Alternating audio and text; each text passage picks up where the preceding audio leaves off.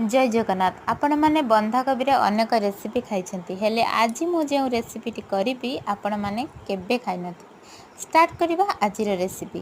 तापाई मसला नहीं अदा टमाटो चारु मगज कखारु मंजीर पेस्ट कर नहीं। कखारु मंजी को अलग पेस्ट करी कारण चुपा थिला तो से पेस्ट कर सारी छाकिणी साहाय्य छाकी नहीं। बंधाकोबी को सरू सरू करी काटी नहीं। पकुड़ी जमी छाणती सेमिति सबू मसला दे कढ़ई रे तेल देइछि। तेल ताती गले पकुड़ी जेपरी छाणती सेपरी छाकी नहीं। कढ़ई रे अल्प पानी देई ओऊ को फुटिबा को छाड़ीदेली। किछि समय फुटिला परे ओऊर कषा पानी बाहरी जिवो।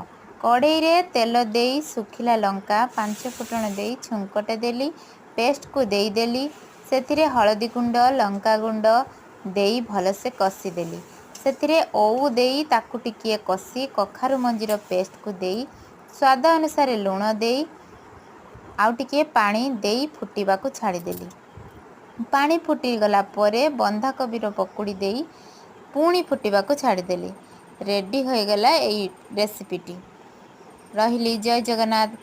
वीडियोटी भल लगे लाइक कमेंट सब्सक्राइब करने को भूलिबेनी।